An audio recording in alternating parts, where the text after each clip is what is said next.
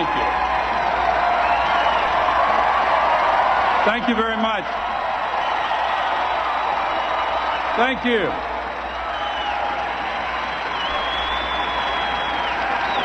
Thank you very much. My friends, fellow Democrats, fellow Americans, I'm going to be candid with you. I had hoped to be back here this week under different circumstances running for re-election. But you know the old saying, you win some, you lose some, and then there's that little-known third category.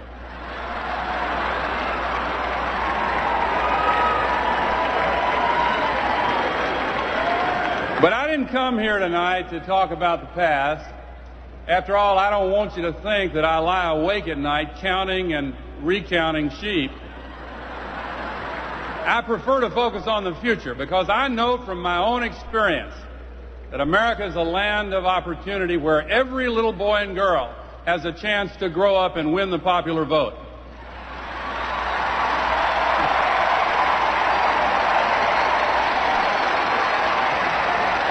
In all seriousness, I am deeply, deeply grateful for the opportunity you have given me to serve my country.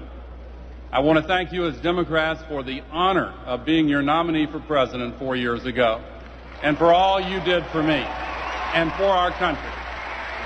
And I want to thank the American people for the privilege of serving as Vice President of the United States. Most of all, I want to thank my family with all my heart, my children and grandchildren, especially my beloved partner in life, Tipper.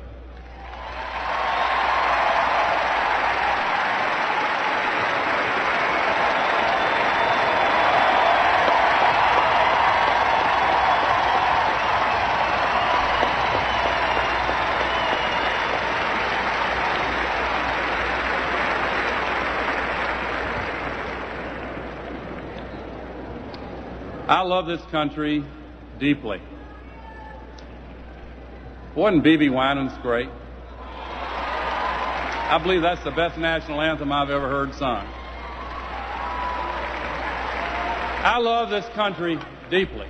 And even though I always look to the future with optimism and hope, I do think it's worth pausing for just a moment as we begin this year's convention to take note of two very important lessons from 4 years ago.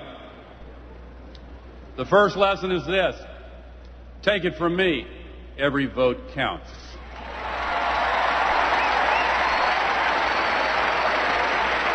In our democracy, every vote has power. And never forget that power is yours. Don't let anyone take it away from you or talk you into throwing it away. And let's make sure that this time every vote is counted. Let's make sure that the Supreme Court does not pick the next president, and that this president is not the one who picks the next Supreme Court.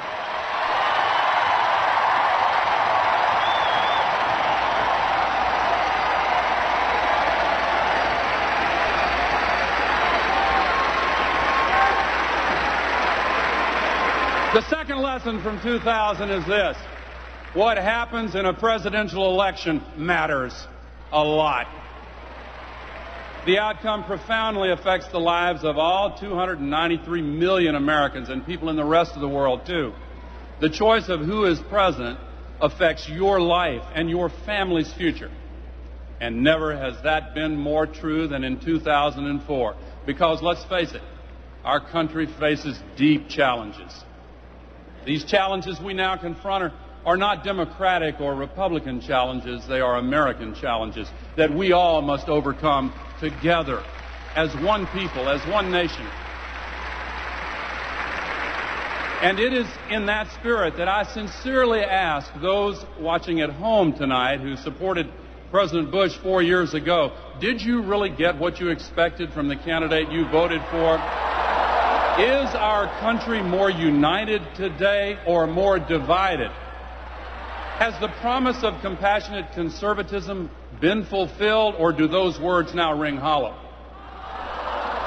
For that matter, are the economic policies really conservative at all? For example, did you expect the largest deficits in history, year after year, one right after another, and the loss of more than 1 million jobs?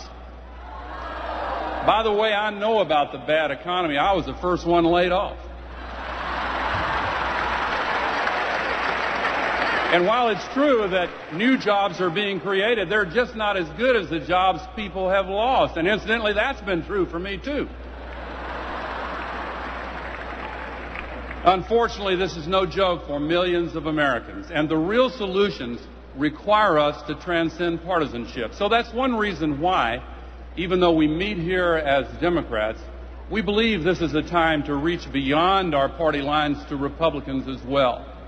And I also ask tonight for the consideration and the help of those who supported a third-party candidate in 2000. I urge you to ask yourselves this question: do you still believe that there was no difference between the candidates? Are you troubled by the erosion of America's most basic civil liberties? Are you worried that our environmental laws are being weakened and dismantled to allow vast increases in pollution that are contributing to a global climate crisis? No matter how you voted in the last election, these are profound problems that all voters must take into account this November 2nd. And of course, no challenge is more critical than the situation we confront in Iraq. Regardless of your opinion at the beginning of this war, isn't it now abundantly obvious that the way this war has been managed by the administration has gotten us into very serious trouble? Wouldn't we be better off with a new president who hasn't burned his bridges to our allies and who can rebuild respect for America in the world?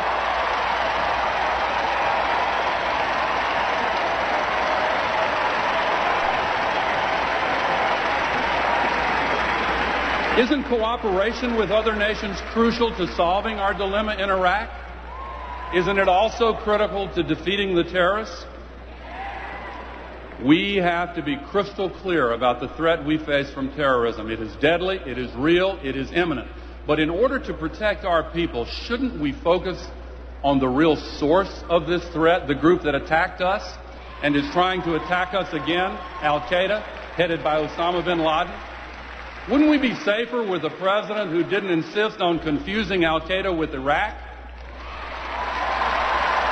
Doesn't that divert too much of our attention away from the principal danger?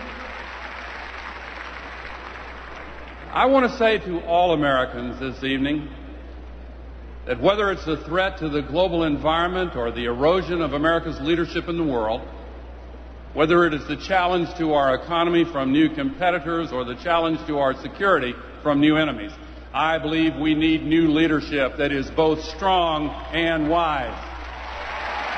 And we can have new leadership. Because one of our greatest strengths as a democracy is that when we're headed in the wrong direction, we can correct our course. When policies are clearly not working, we, the people, can change them. If our leaders make mistakes, we can hold them accountable, even if they never admit their mistakes.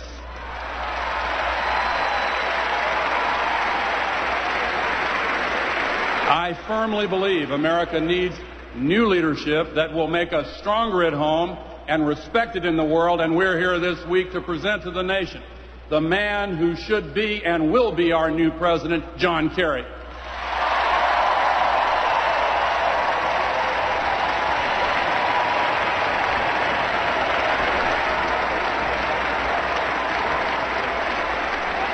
John and I were elected to the United States Senate on the same day 20 years ago, and I've worked closely with him for all that time.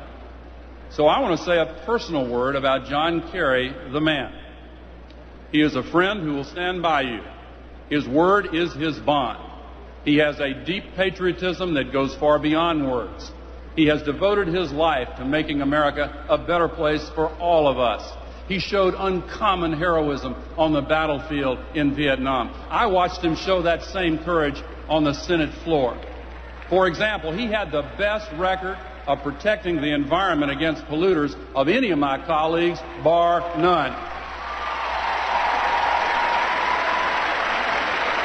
He never shied away from a fight, no matter how powerful the foe. He was never afraid to take on difficult and thankless issues that few others wanted to touch, like exposing the threat of narco-terrorism and tracing the sources of terrorist financing. He was one of the very first in our party to take on the issue of drastic deficit reduction, and he's developed a tough and thoughtful plan to restore our economic strength and fiscal discipline. To put it simply, those of us who have worked with John know that he has the courage, integrity, and leadership to be a truly great president of the United States of America.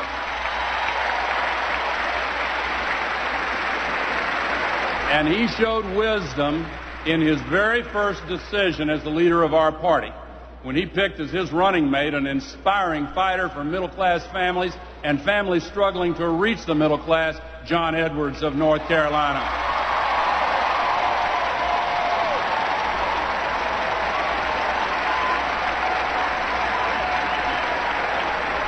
John Kerry and John Edwards are fighting for us and for all Americans. So after we nominate them here in Boston and return back to our home states across this land, we have to fight for them. Talk to your friends and neighbors. Go to johnkerry.com. Raise money. Register voters. Get them to the polls. Volunteer your time, and above all, make your vote count.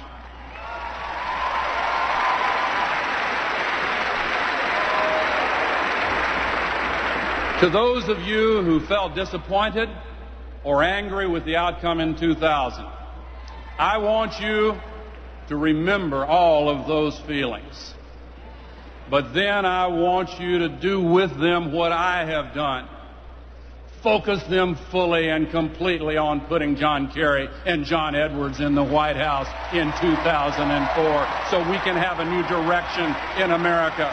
A new president, a new vice president, new policies, a new day, a brighter future, what this country and what our people deserve.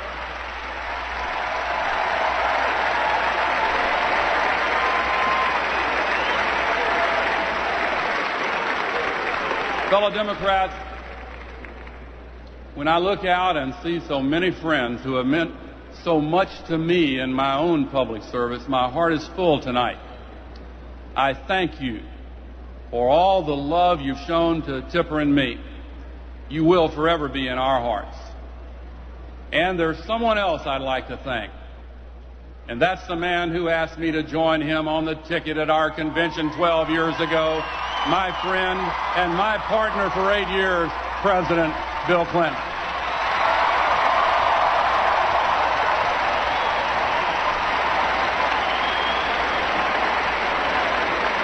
I will never forget that convention or that campaign, the way we barnstormed our country, carrying a message of hope and change, believing with our whole hearts that America could be made new again. And so it was.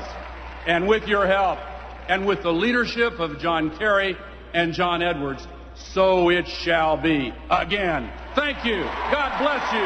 And may God bless the United States.